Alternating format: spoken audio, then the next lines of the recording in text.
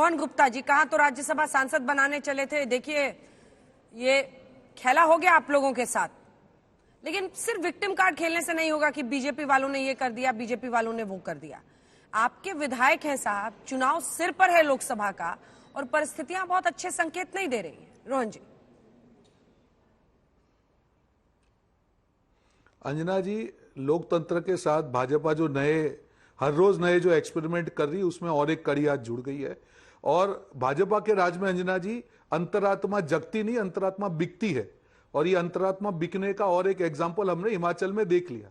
अन्ना जी, पूरे कई दिनों से, अब चंडीगढ़ से पहले देख लिया, भाजपा को एक जीत का नशा चढ़ा है। कुछ भी प्रकार से एक अहंकार हो गया है कि हम तो सारे चुनाव जीत के ही रहेंगे, कुछ भी हो। उनको ना देश के संविधान की पड़ी है, ना जनता के जो रिएक्शन क्या आएगा जनता का उसकी पड़ी है, ना जनता के फीडबैक की पड़ी है। उनको लग रहा है कि हम कुछ भी करेंगे अब जनता समझ लेगी। उस अहंकार का जो है ये चरम सीमा पे अहंकार और आगे बढ़ता, और उस खेल में आज हमने हिमाचल को भी शामिल होते हुए देखा।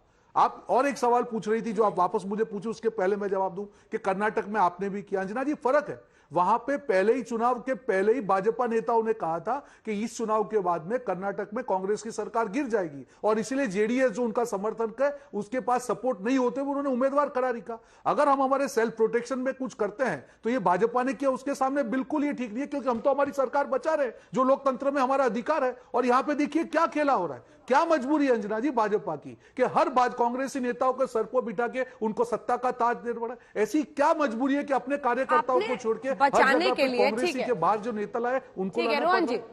रोहन जी, बचाने के लिए आपने किया, आप कह रहे हैं ठीक है। आज नलिन जी इसके बाद फौरन आ रही हूं, आपने बचाने के लिए किया।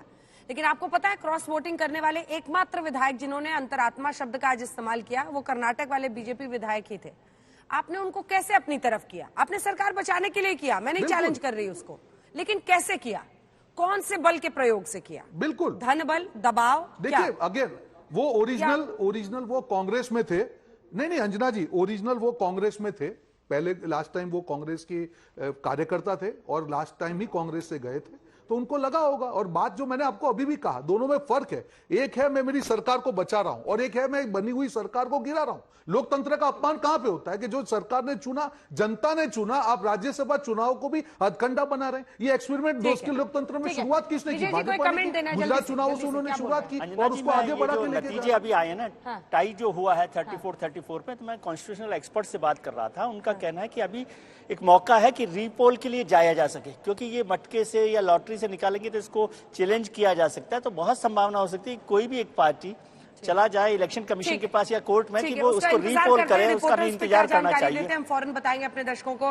नलिन जी, ये जो अंतरात्माओं का एक सागर और समंदर आज देश में परिवर्तन की लहर लेकर आया है, चाहे वो यूपी हो, हिमाचल प्रदेश हो, इसमें थोड़ा रोशनी डालिए।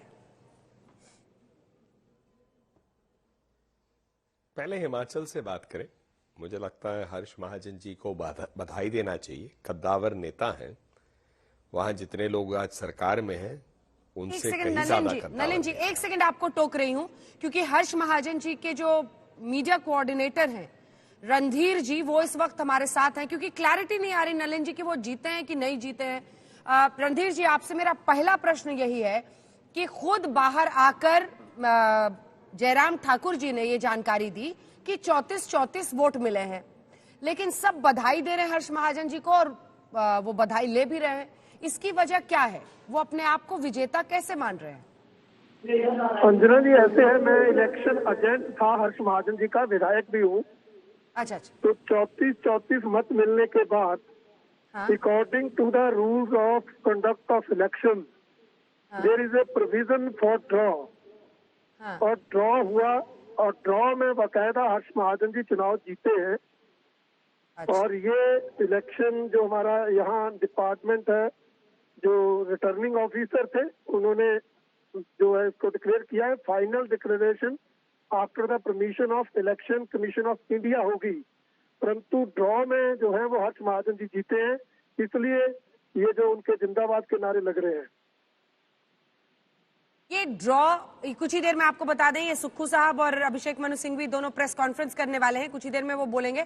रणधीर जी जल्दी से एक और रिएक्शन, ये ड्रॉ कैसे किया गया, क्या तरीका था? क्या नाम की पर्ची डाली गई, पर्ची दिखाई गई? दूसरा, क्या इसकी वीडियो रिकॉर्डिंग वहां पर है?